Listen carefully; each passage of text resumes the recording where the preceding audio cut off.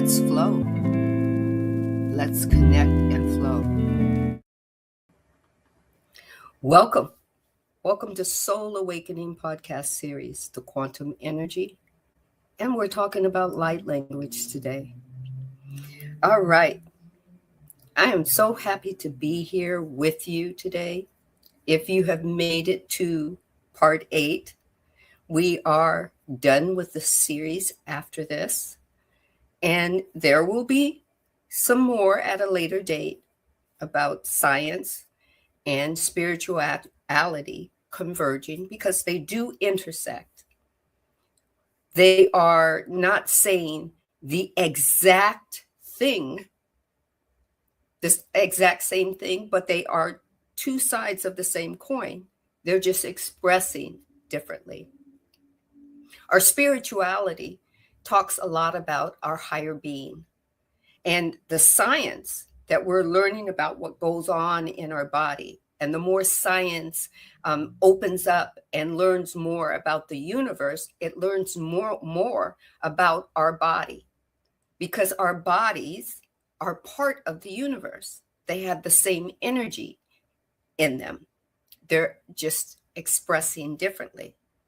And so science is looking at it from one vantage point, and spirituality or awareness is giving a different vantage point. And that's okay. But I want everyone to know that this information isn't to change anybody's mind about light language or about it being called talking in tongues. It's not about to convince you what other people do or what other people don't do. Because everyone has a free will right to express who they are in this reality while the reality exists for them. Right? So what I will share with you now is what I found that research hasn't dealt with yet. Okay? Or what the relevant findings that I found out, because this really interests me, because I do speak light language. I have surrendered to the divine that speaks through me to my higher self and to other higher selves for knowledge or giving knowledge or even healing, right? I personally choose not to try to define it, right? I choose not to put a label on it, but that's me. That doesn't have to be you, okay? It doesn't have to say that if you're an awakened being, you need to be talking light language or speaking light language. No. When it comes to you, you get to discern it. And you get to say if it's for your highest and greatest good. And if you've come from a religious background, or even not a religious or spiritual background, you've come from that scientific background, you get to define it with those tools that you have. Because everything is energy, all right? So the relevant findings that I found are there is work being done on biophotons. They're tiny light particles emitted by our living cells. For example, one source noted that biophotons may act as a light-based communication network in the body, beyond just the chemicals and electrical signals, right? Just them being chemical and electrical, that they have a purpose, that they're communicating with each other, right? Okay. There was a theoretical paper done on quantum consciousness that proposed that the quantum process, which was spin and photon, and there was one more, so we'll just say etc. that may be involved in brain function. Okay, these are all openings that science is open to. Okay, there was an article that was done on energy healing with light. Okay, and they're dealing with light now, and through instruments, finding out that light is a basic healer, that it opens up areas of the body to start healing. They're finally understanding that our sun is not an enemy that we have always been told it was, that sunlight helps the cells reproduce healthy cells. Okay. Science has to learn this because they're learning it from the physical. Okay. So it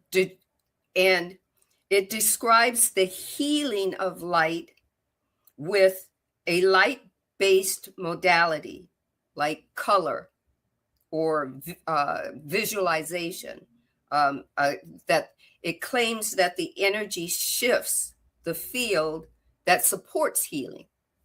Okay, they're learning this. That's their terminology that they're using. Now it makes more sense to me, because basically when I learned, science in school, it made no sense. It made me say, what? It made me have a question that said, what more? Right? That there's got to be more. Okay. That's for me. That's why I started to do this deep dive. Okay. And in more spirituality or spiritual modality, let's say that, light language is described as a vibrational or an energetic form of communication beyond words, transmitting energy, intention, transmitting to and from certain codes within you and from outside of you, from another vibration, another dimension,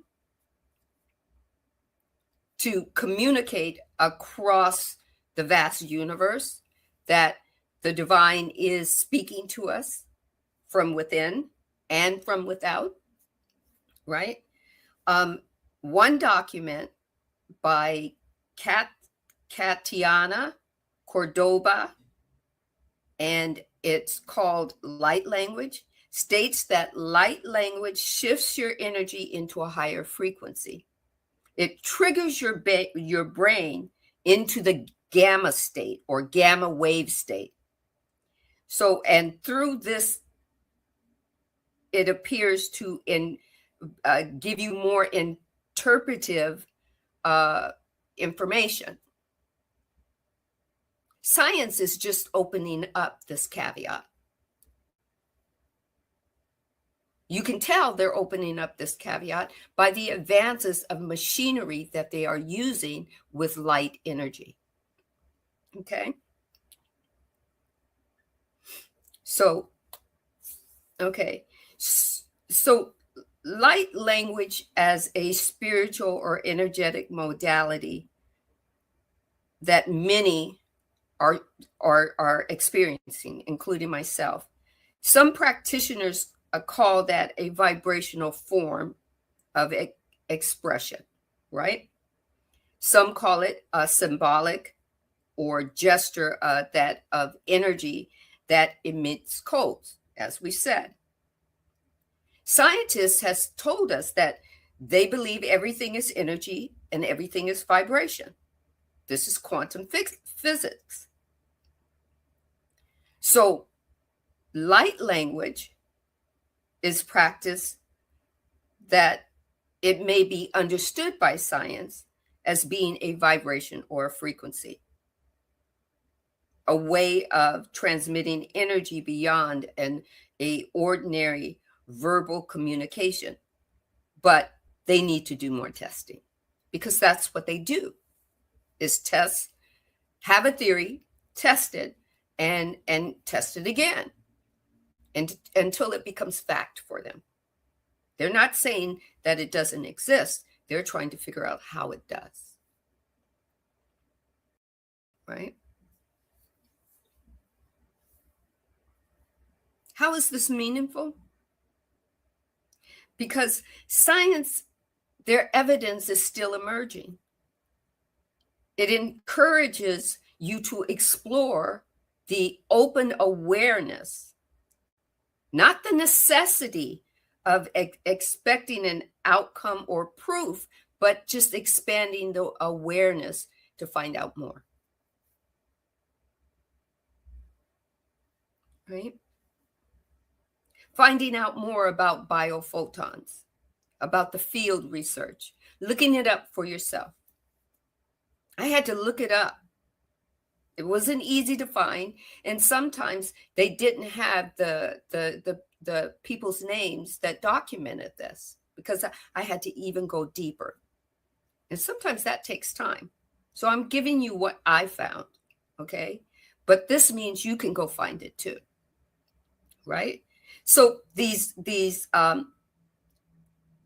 biophotons or light field research is a bridge for you to learn more.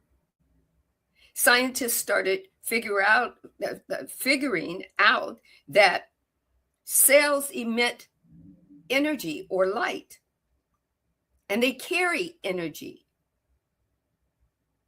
That gives plausibility, maybe not proof, but plausibility to the claims that energetic light is communication. They're starting to find out that light sends the communication. The energy of these little photons in your body communicate from one body organ to your brain and back to the body organ. That's how you know you don't feel good or something's not right. Your body is speaking to you, right?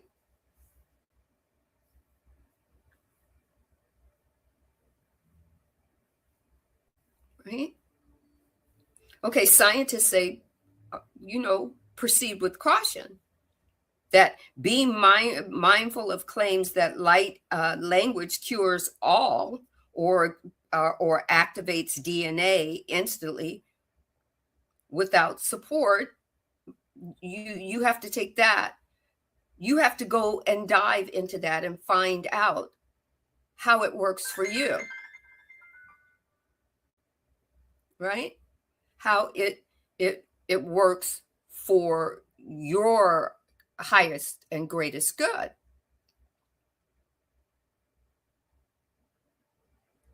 But once you find out that it's for your highest and greatest good, go with that flow.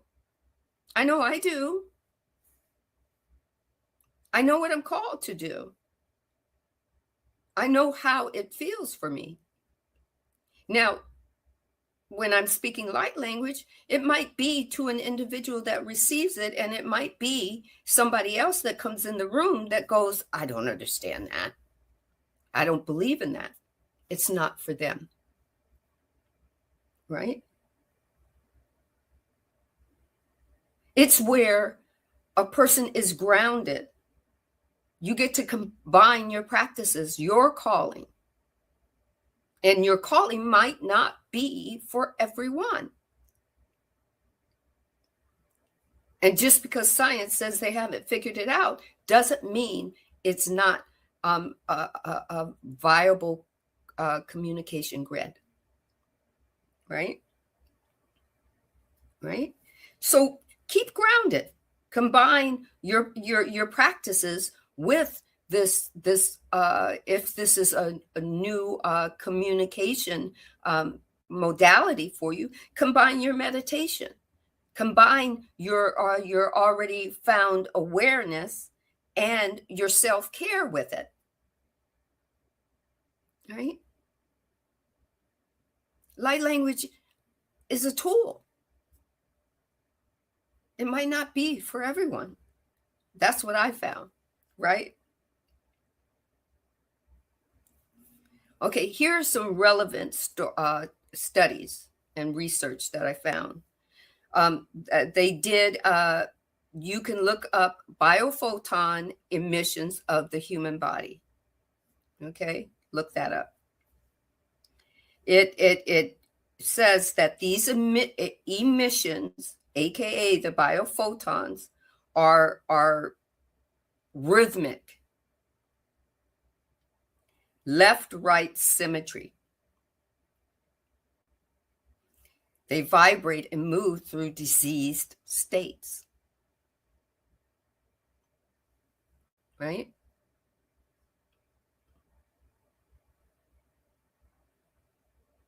So,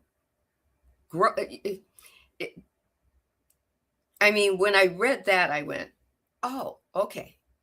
For me, it works. I'm not trying to remember. This is not about changing people's minds. This is not about taking you out of your religious vibrational state and pulling you into spirituality and trying to make it make sense for you. It's about you going and finding your growth and your expansion through your knowledge. You could go find this information just like I did, right? I mean, I was all over the place with it, trying to find it, but I did find it.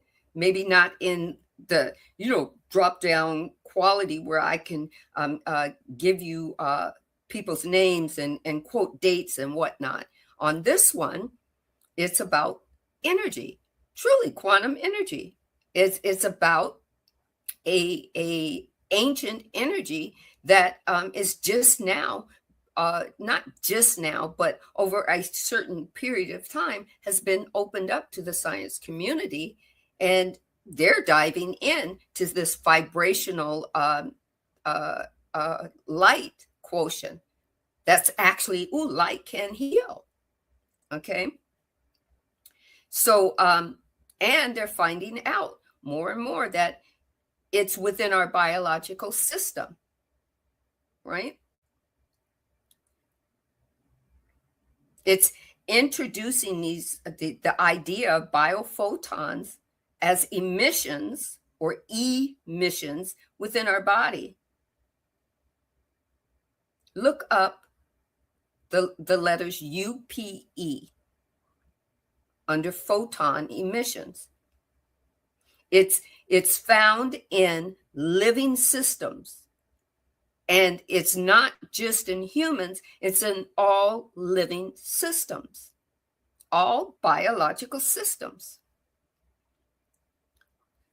There was a paper wrote called Quantum Physics Perspective, something like that, on electromagnetic and quantum field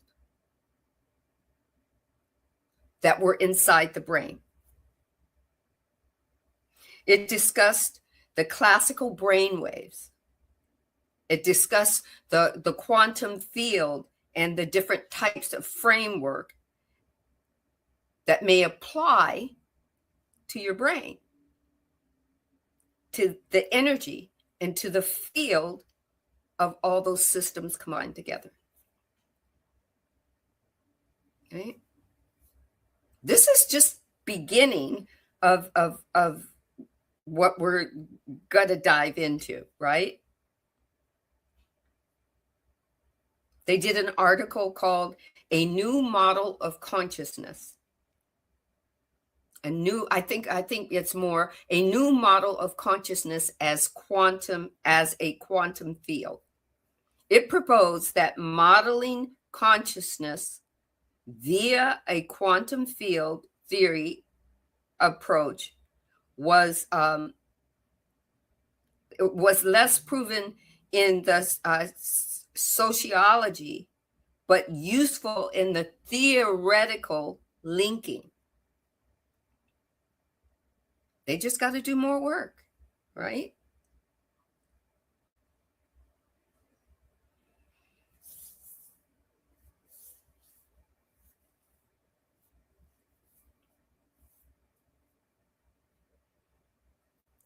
Welcome in, Grace. So I'm going to start with my section 1. It's called Setting the Frame, Why This Conversation Matters. when we talk about energy, as I always have, right? When we talk about energy, when we talk about light language, when we even talk about speaking in tongues, it's important to start with honesty, as far as I know it. I can't home in on honesty on anybody else, whether they're doing a light language translation or transmissions, or whether they're helping you start your light language or healing. This is all, you have to do your due diligence, right? So for a lot of people, this is going to be exciting. It's a gift that's opening up for them. For others, it's going to be confusing. Maybe they're coming from one modality of religious belief that they're kind of moving from, that isn't for their highest and greatest good, deconstructing from it, and they're moving into another category that's opening them up spiritually, and it wasn't expected, right? So it's going to feel a little confusing. They might not even want it right now. And for some, they don't feel safe in it because maybe they deconstructed from something that wasn't for their highest and greatest good. They spent a lot of time in it, and they just want to feel safe. They want to get to know themselves. Know thyself, right?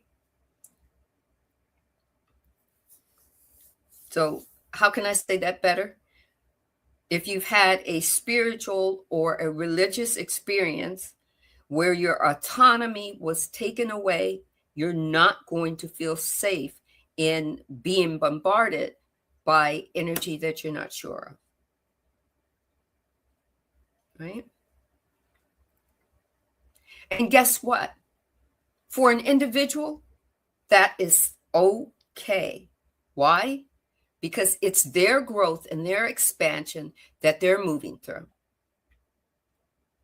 You can share with them, but you cannot make them believe what you believe or know what you know. Okay?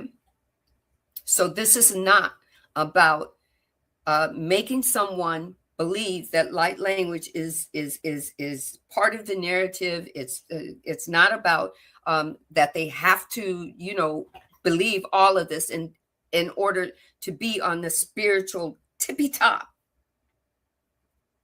Everyone has the same gifts. What gifts open up to them and what they receive or choose to practice, that's their choices. This is not about making people believe that this is right and science is wrong. Okay? So okay. So I'll put it this way. Before we talk about this light language in this manner, we have to talk about choice, agency, and discernment. This conversation is not about me telling you what to believe, right? This is for anyone else who comes in this room, in this lesson, or in the replay on YouTube, or in the replay on my Spotify. I'm not telling you what choices to make. I'm not being the agency for the validation. I'm just giving you the information so that you can discern it. Okay? And I'm not trying to prove anything to you. I'm just sharing the information. It's about the framework, scientific, neurological, psychological, and spiritual, so that you can decide what resonates with you and your own body and your own journey and your own life. Anything that disconnects you from your intuition, from your grounding, from your critical thinking, for me, it's it's to me, that's not spiritual or religious. If it makes you feel pulled apart, not part of the wholeness. If it takes away your, go on, baby, sit, go sit. You got it. I have to sometimes encourage my dog. Good job. So, what was I saying? So, we want to encourage you to grow and expand. For me, I grew and I expand through my knowledge, through me asking questions. I've been asking questions since I was 3. I've been upsetting other people's apple cart because I ask questions, especially about religion and spirituality and the Bible and different things that were being said in church. Welcome in, Olivia. So I've been doing that part a while. There are other questions in my life that I would ask and get, kind of like run up against a wall. So I would end up having to ask these questions and do this, find this information, right? So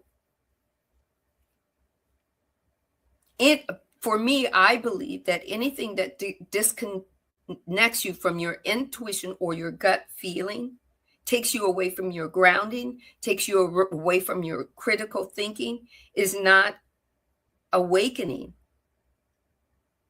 I believe you could call it outsourcing your power, giving it to someone else, just believing what they say, regardless of if it doesn't make you feel good. You just go with the flow because, oh, they said so, right?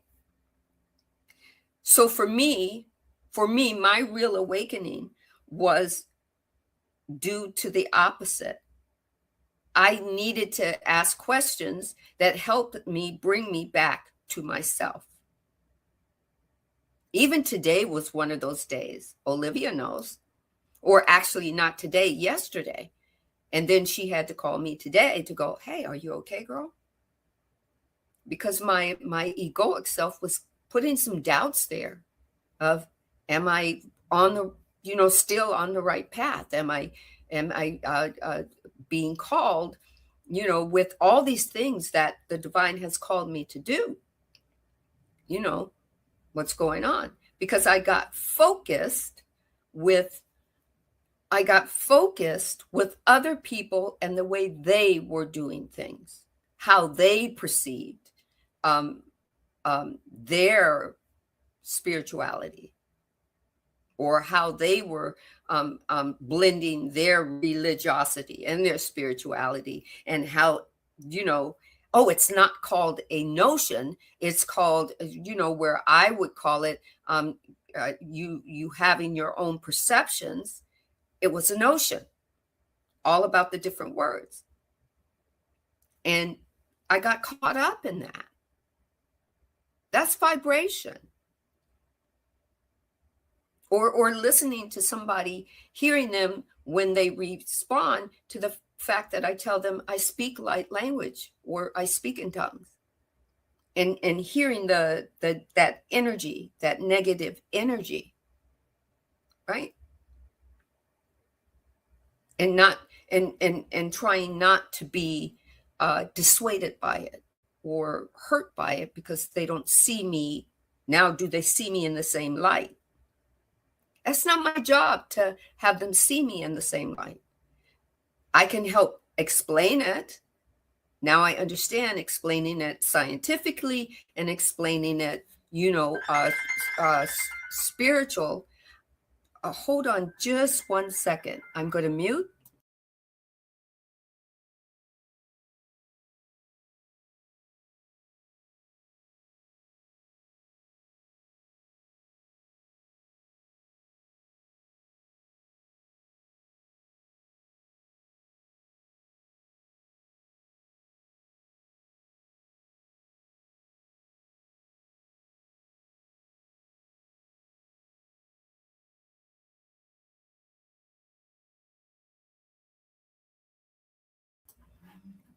Okay, I had to take that call really quickly. Thank you for being so patient with me. Um, so this is to let you know that when you have an awakening moment that shares any, not just light language, not just speaking in tongues, not not just auto uh, uh, scrolling or intuitive reads or hits. All of these are gifts that are being awakened from by your higher being, but it's not imperative that you act or be activated in it, especially if you don't understand it. But know this, that it's okay to ask an embodying question about your gifts. Okay? So to me, the real awakening is that it brings you back to you, to your authentic self, so that you can hold on to everything you hear and discern it. You can decide what supports you and what doesn't. That's why I say take what resonates and leave what doesn't. Your nervous system and lived experiences matter. You get to decide how they grow you. You get to you get to label them. You get to have an explanation for them, and then you get to decide, hey, are they, is this gift growing me or is it not? The divine isn't saying that you have to participate in light language. If you don't feel it's for your highest and greatest good, move to the next one, right? Let's talk about energy again. We always talk about energy, what energy actually means in the deep dive. The word energy has been so overused. Sometimes I feel like sometimes it's meaningless, the actual word, not the actual energy. Sometimes it's about that label that we place on it, that everybody has to place on it, what energy to call it. Oh, we're going to call it the matrix. We're going to call it illusion. We're going to call it Almighty God. We're going to call the energy the creator. We're going to call the energy he. We're going to call the energy she. We're right. Energy is movement. It has never been created, nor can it be destroyed. It just exists. It transforms. It becomes something else. It's always transforming. Energy is vibration. Energy is hertz. Energy is information in motion. Your nervous system runs on electrical signals that move through your body, through photons, through minuscular particles, through cells, blood cells. Right? Your brain emits energy. And then that energy changes into emotions. It changes into your focus. It changes into your rest.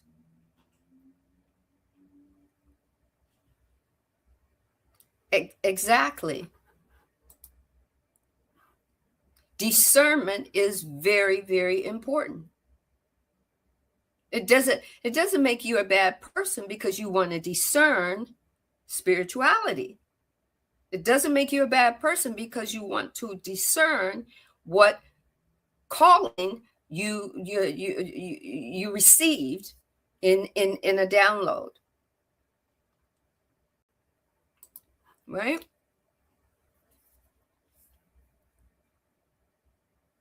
Have you ever had someone say, I feel your energy? And they're probably not talking about supernatural. They just felt your energy when you came in the room. They don't know where it came from or how they're reading your energy, but they felt your energy. It's possible that they may have been noticing the tone in your voice or your facial expressions or your body posture, your nervous system regulation or dysregulation. Are you fidgety? They might think of that as nervous energy, right? Scientists started to understand that humans are pattern recognition beings. Okay, so they came up with the label, but they had to do the research, right? They believe we read one another constantly. Sometimes we're unconsciously aware that we're doing this. Some are consciously aware, some are intuitive, and some have a gut feeling. Right? Some use symbolic language. Some use their scribing. Some call the symbolic language chi or prana or spirit or breath. This is to describe the experiences that were, comma, are real, right? But can't be measured. That's where science has to catch up. They're trying to find it in measurement. They're not saying it doesn't exist. They're saying we're trying to find the measurement of it. Science is just, it's like I said, they're not trying to invalidate it. They're not trying to validate your experience. At least some of them aren't. It's simply using a different lens to try to make it rational, or to make it, to find the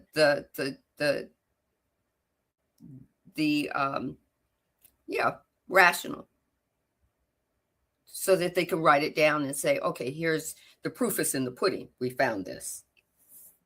We measured it. Here's the key bridge. Just because science hasn't fully mapped something doesn't mean it isn't real. It just means that they're still learning how to measure it. Does that make sense? Yeah. Wow, right? This blew my mind, because it helps me to understand science now, where I didn't understand it when I was in the 10th grade.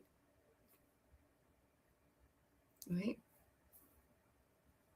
What I understood was, from a religious point, or semi-religious point, by the time I was in 10th grade, it was going against creation. And not necessarily Adam and Eve, but against creation, against what I was learning about learning spiritually, right?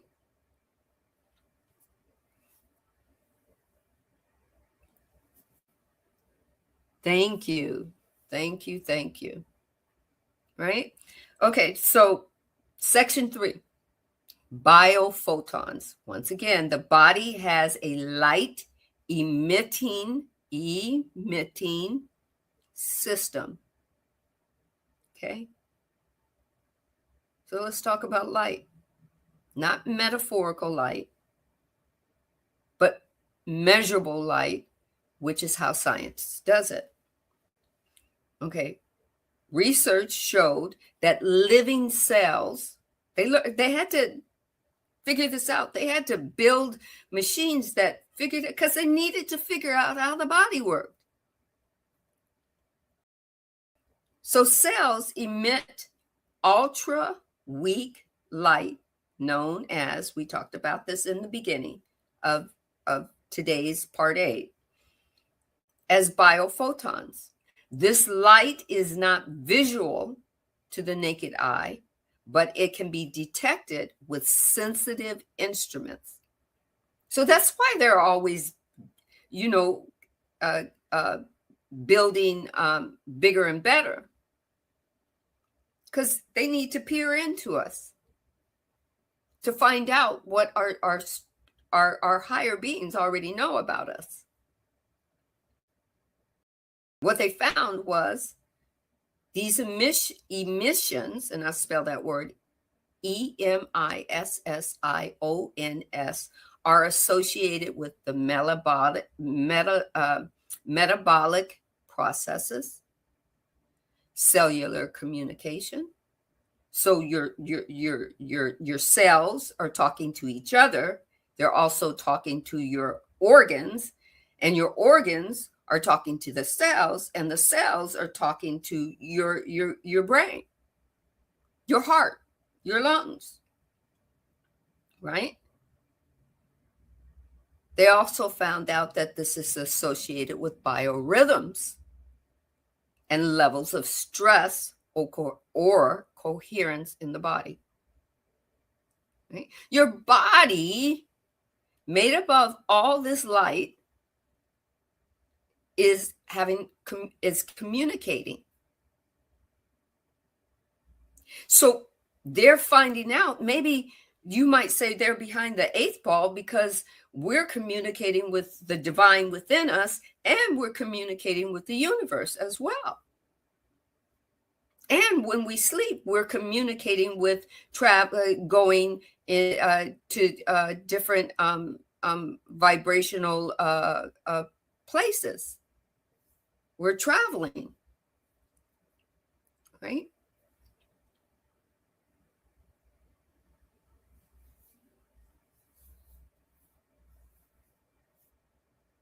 So here's a simple term. When cells are functioning well and coherently, they emit light that tends to be more organized, or you can use the word flow. When the body is under stress, less organized, more inflammation, more imbalance, less coherence is seen or felt. You feel sometimes your body feels chaotic. Like when my hip acts up, when I sit too long, or when I sleep incorrectly, my body starts to talk to every part of me that wakes me up to get me to turn over or to move. I'm a human.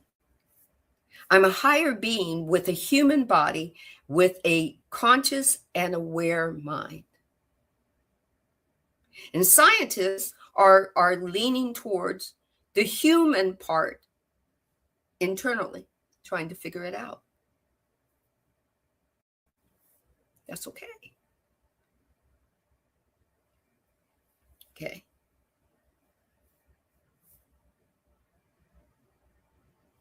Now, science don't believe that your thoughts, some scientists don't believe that your thoughts magically control the light, or that they manifest health by force. Even spirituality says you can't force it. You got to flow. But what it does suggest is that the body is not just chemical, it's also informational. Light becomes a kind of language of the cells used to communicate to another cell. That's why when cells are disformed or creating a cancer in your body, or a common cold, or certain things in your body, your cells can regenerate, and your body knows how to heal. It hasn't done it for a long time. It's just coming in to the vibrational knowledge that it has that ability. It doesn't mean that scientists don't believe that that's it's a myth. They're looking to find out how those cells know how to do that.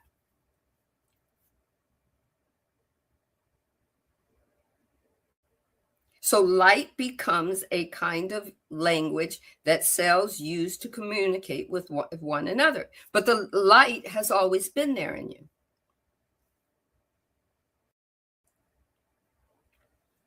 Okay. So when spiritual traditions speak to the body as light and vibration, they might be pointing out to, or pointing to a experiential truth that science is only just beginning to understand, finding the proper terms for it. They're not trying to prove spirituality yet. They're just trying to find out how the body works. And your higher being is telling you how your body works. So you're getting information from both. You get to have both of these dynamics within you, because you are a spiritual being. You get to speak the light language. Maybe the light language comes through in your meditation to heal your body, or maybe to sit and be present for someone who needs some vibrational healing, but doesn't know how to say it. Then the vibration doesn't have to say exactly what it is. When you're speaking a prayer, you speak a prayer for someone that might not be believing that you're speaking, and that's going against their higher or their free will. But maybe the action of your higher being speaking in light language is touching all areas that this person, you might be holding space for this person. So you're getting knowledge from your higher being, and then you're getting knowledge from your from science or doctors or whatnot about your internal body. There's nothing wrong with that. But if you find that it's wrong, if it's not for your highest and greatest good, that's about you saying, okay, this information that Sandra's given me, that's not working for me. It's okay, because I'm not here to change minds. I'm not here to tell anybody that they're wrong.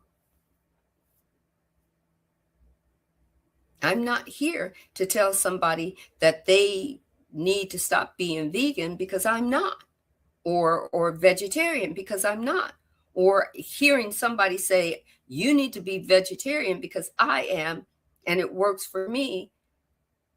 And do you know, that's energy. That's being energy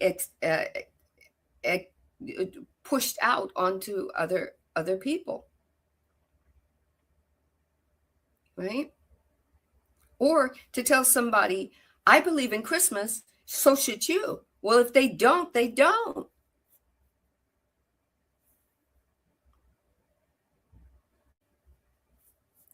If they don't like listening to music, or they don't like dancing, don't make them dance because you like dancing, because you think dance is going to help help them heal if that's not where they're coming from. Maybe they're not wanting that vibration or that light, right? Hold on. Okay. So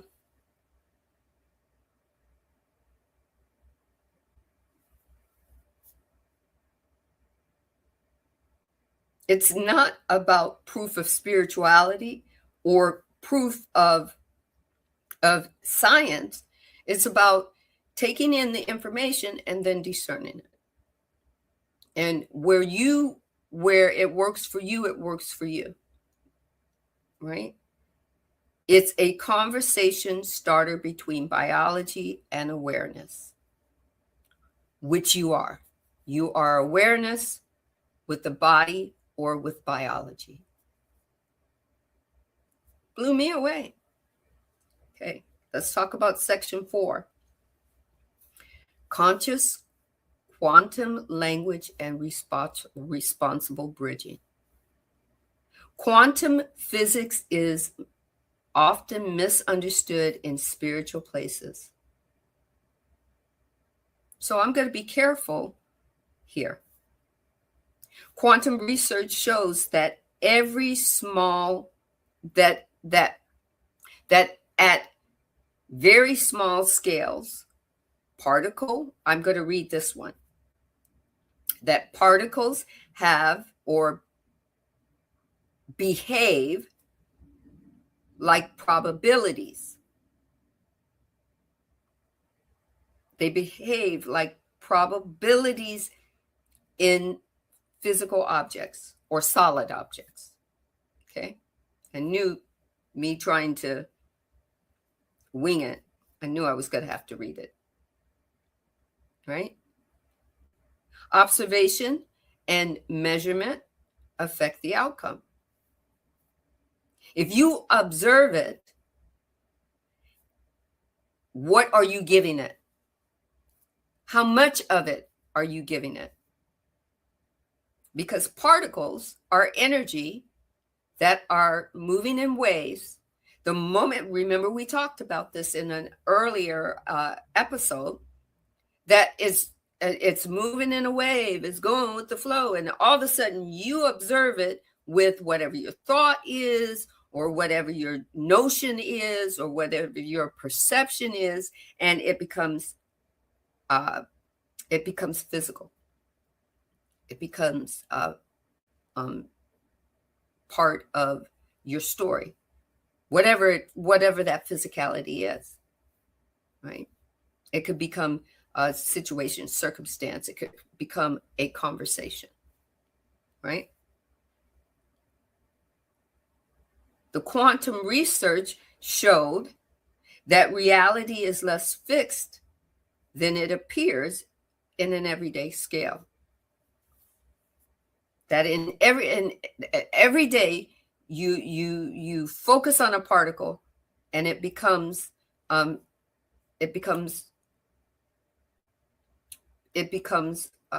material.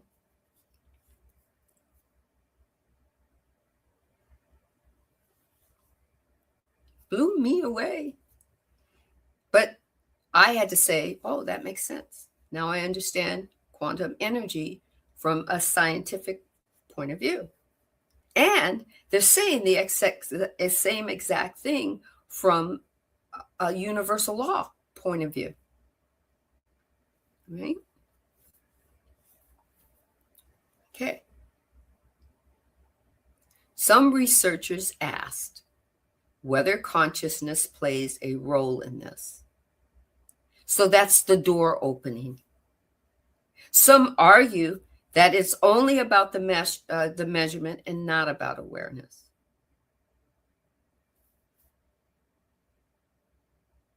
And some say the honest truth is we don't know. Growth and expansion, we don't know, right? So while spiritual teachers say consciousness creates reality, some say, well, that's a poetic interpretation, but not settled in science. But guess what? That's okay. Infinite possibilities.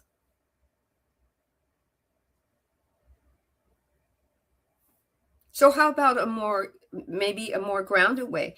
Consciousness influences what we perceive, what we interpret, and respond to reality. And that alone is a possibility for our lives to be experienced profoundly. Infinite possibility. You don't need to understand quantum mechanics to understand that. It's just an infinite possibility. So, or you don't even have to put the word infinite in there. It's a possibility, not a probability, but a possibility. You shape your behavior, or your beliefs shape your behavior. Your emotional state affects your nervous system. Your nervous system affects your health. Your nervous system affects your relationships. Your nervous system affects your choices. And then that's already powerful enough, right? But we got more. How about chakras? We talked about that last week or the week before, about the aura and the outer field. But this time we're going to talk about it without dogma. Chakras are not your physical organs. They activate your organs. Chakras are believed to be the maps of your experiences. Each chakra corresponds loosely to your nerve plexus, your endocrine glands, and your emotional and development themes. Just basically, because we've already talked about that. When some people talk about their aura or their outer field, they're describing the sense that our presence extends beyond our skin, that our emotions are felt before words are even spoken, that we influence one another simply by being in proximity.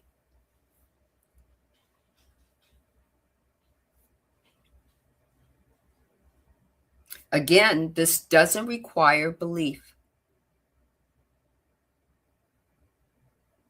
It doesn't require belief in anything mystical either. Science believes humans are social mammals with highly attuned nervous systems. They've opened the door to understand more. So they don't believe that it requires anything mystical. This is all they can, it can all be figured out. It can all be mapped. And that's okay, because that's one side of the coin. And spirituality and that language is the same side of that coin with just different language. And I said it the correct way, the same side of that coin with just different language. You don't even have to flip the coin over. Okay.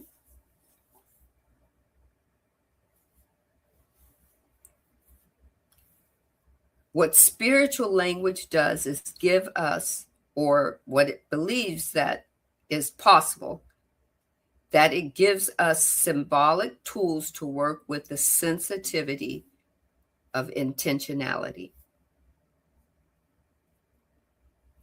Infinite possibilities. I say, let it be so, right? So now let's get to my favorite thing. Let's talk about light language, speaking in tongues, or vocal or written expression, right?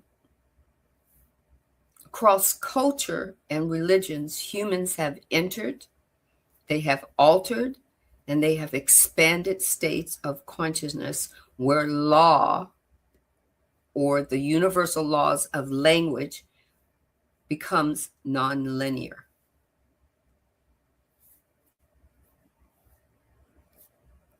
Okay. In Christianity, it's called speaking in tongues. In shamanic tradition, it's called spirit language. Do you see where I'm going with this? In modern spiritual spaces, it's called light language. Neurologically, these states often involve reduced activity in analytical language center, increased activity in emotional and sensory areas, a shift in control to flow. And I'm going to tell you how these, when I read these neurological states, I said I was there in all three of them. The moment that I started, that light language started opening up to me, there was a control that I would have to, when I started speaking, I would start speaking in English, right? And then when the divine wanted to come through, I was trying to control, holding on to that English and that thought and everything. And then through the increased activity of the emotion coming through, or that area being really sensitive to the energy coming through, I had to release or surrender to the divine and the flow and release the control. So I understand this, right? Some scientists believe that these sounds are, they believe that it doesn't mean that the sounds are divine commands or that they carry any literal translation. Where spirituality says it's the divine communicating with you. Why wouldn't the divine want to communicate with you? Why wouldn't it want to communicate with itself, with its creation that it created? Why wouldn't it want to communicate through its gifts? Okay. So a grounded way to understand light language is that it is an expressive state.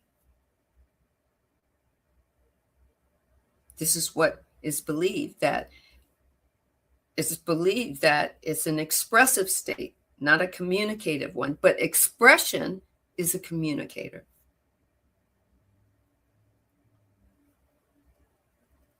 Right? I just had to, that's what, science says. Science says, oh, it's expressive. It's about the emotion. But you're communicating your emotion. They believe it functions more in tone and chanting and humming and some somatic release through sound. But sound is communication.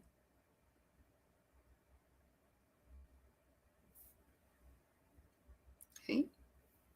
Sound bypasses the thinking mind.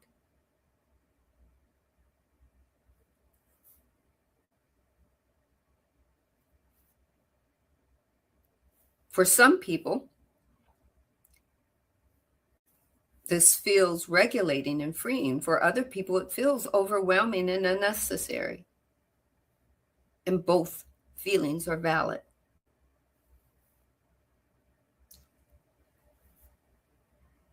Also understand this, light language is not a requirement of awakening. It's a gift. You can use it or not.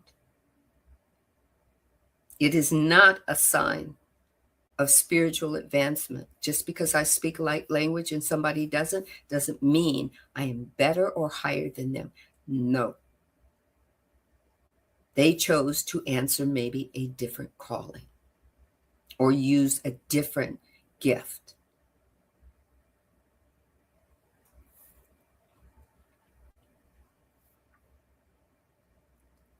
Right? It is simply a way consciousness moves through the body. Okay? Let's talk about discernment. Let's talk about safety. Let's talk about personal choice. Here's why that matters. Because this is where your empowerment is.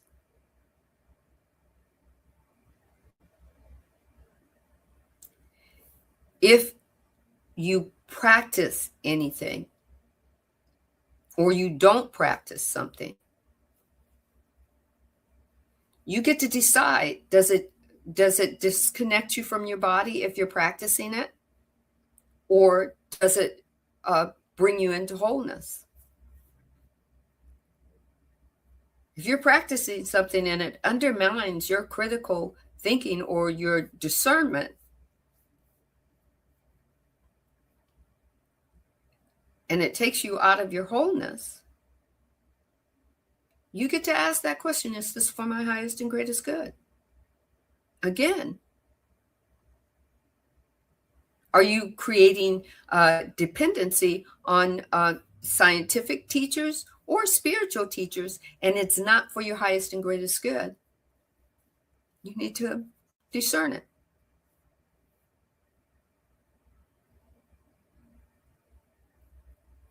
Okay? If it's not for your conscious evolution of self, you have to ask yourself an embodying question.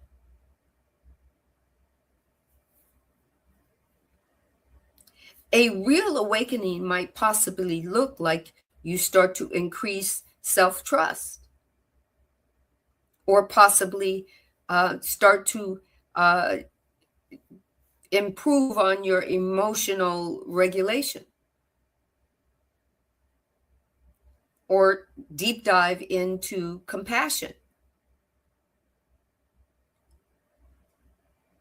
or strengthening your boundaries.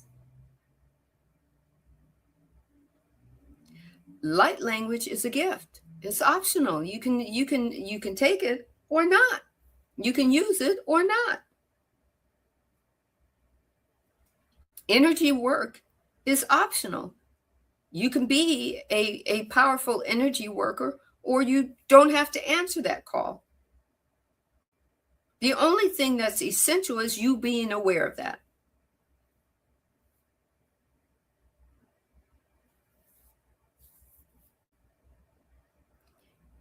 And here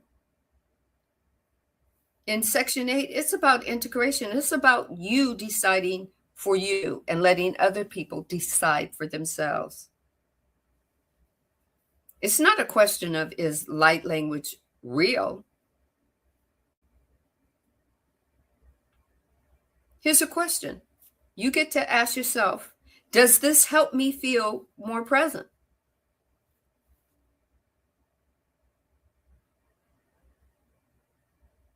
Does it support my healing and my integration?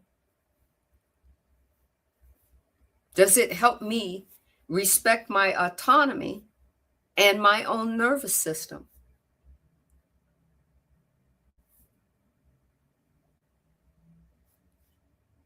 I want you to remember, you don't have to adopt anyone's framework, not mine, not anybody, not your science teacher, and not your spiritual guru or your religious minister or pastor.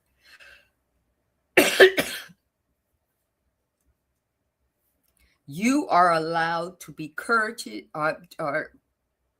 you are allowed to be courageous and curious and discerning. You are allowed to explore slowly or methodically. You are allowed to grow and expand.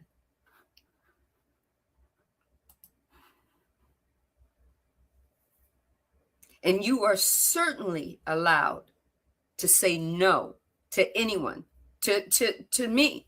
No, Sandra, that's not the way it's going to flow for me. And that's okay. Let that be so.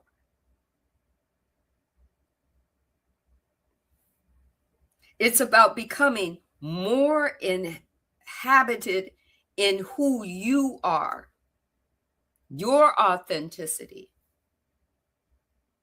Science is immersed in finding out more information. They're not trying to deceive you. They're telling you exactly what they believe based on information that they have right now.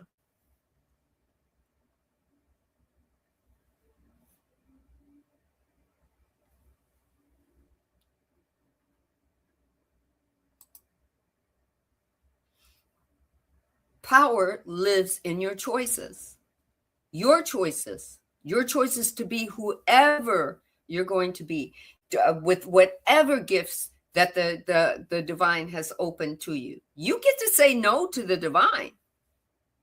You certainly do. But get this, you are responsible when you say no. Right?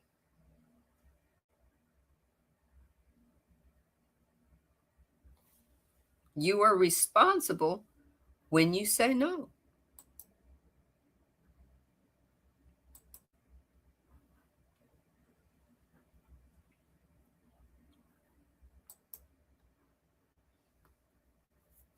Right? You're responsible when you say no to yourself, to your higher self. Just as you're responsible when you say no to your egoic self, or yes to your egoic self. When you know that oh, sorry, I just dropped my earring. It just went kaput. I'll find it. Hopefully I won't roll over it when I back my chair up. If it's to be, it's to be. But you're required, I'll just take this one off as well. You have to know that if you're getting information from your higher self and you're saying no, you're responsible for the outcome. That's the same thing with your egoic self. If you're saying yes to your egoic self and you know that it doesn't feel right for your highest and greatest good, but you still go along with it because you say, well, I gotta just let that flow. You get what you get. Right? Scientists call that making choices. Spirituality calls that energy. Energy becoming whatever you give it cause to be. Taking that opportunity. So here we go. I want to thank you today. I hope that helps just a little bit because there's a lot deeper dive. I mean, I went down a glorious rabbit hole of information. Though I do, before we leave, I want to read something to you. Hold on a second. Hold on. I think it's in this book. Right? And it's backwards, but it's called You Are the Universe by Deepak Chopra and Menes Kafatos. Okay. I'll show you the book again. Okay. And it says the qualia, and that's spelled Qualia principle. It's the foundation of a science of consciousness. Okay. Science is materialistic, accepting as a given that the physical universe exists as it presents itself. But quantum physics long ago undermine the very notion of physical objects. At its foundation, the universe isn't solid, tangible, or fixed. Therefore, the old science of an external physical universe has been mortally,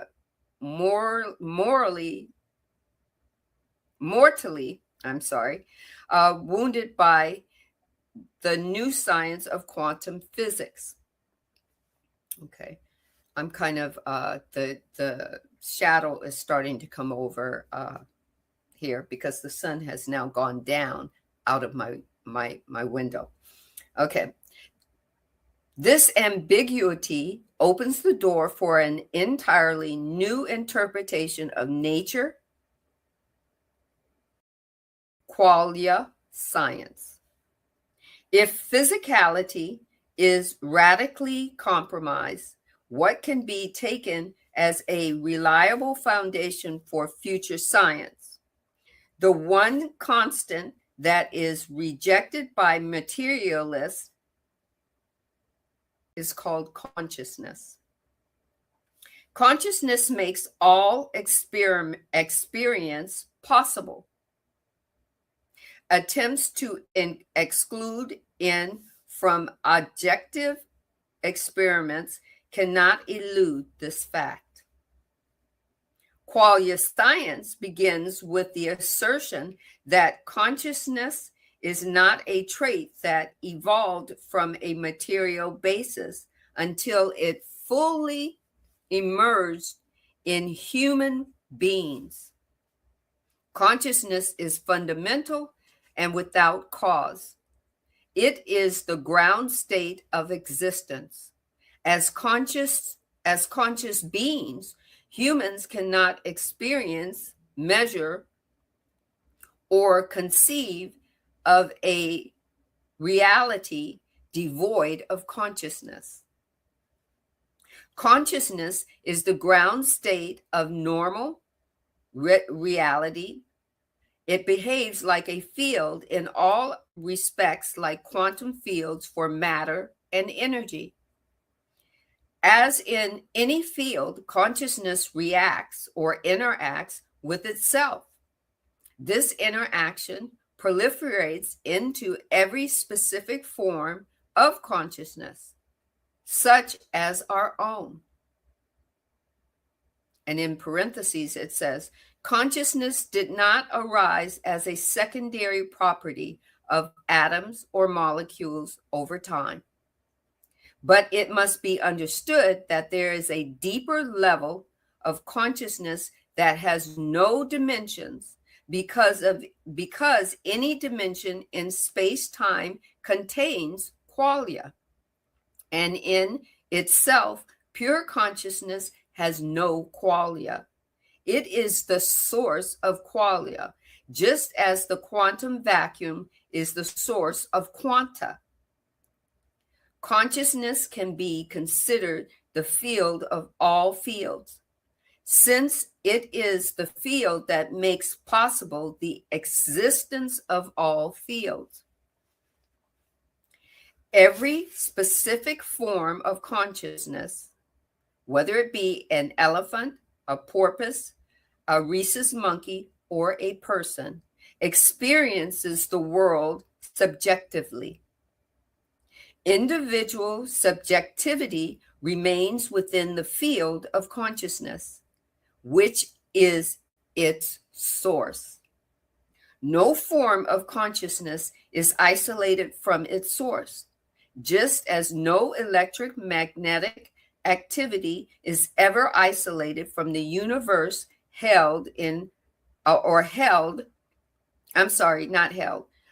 from the universal field of electromagnetism. Okay. So one more. For human beings, subjective experiences are the form of sensation, images, feelings, and thoughts. They spell that SIFT. Sensations, images, feelings, and thoughts. The general term for these is qualia, and that's spelled Qualia. Subjective reality is a vast composite of different qualia, such as color, light, pain, pleasure, texture, taste, memory, desire, anxiety, and joy. And all subjective experiences are qualia. This includes your perception, your cognitive and mental events. So I leave you with this. I thank you for joining me on my Soul Awakening podcast series. I hope that these insights have into this quantum energy, into this quantum consciousness, into this personal growth, inspire you to explore your own energy, to expand your own awareness, and to step into a higher vibration. Remember, this is a journey. Your awareness, your curiosity, your intention is what's going to shape your past. I'm looking forward to seeing you next Monday at 4 p.m. Pacific Standard Time for another series, a new series. So stay tuned for that information. It's going to come across your feed, and I hope you will join me. So until then, keep noticing your energy. Let yourself be guided through your growth and your expansion. I'm Sandra from Soul Awakening with Sandra, and I hope to see you soon. Thank you.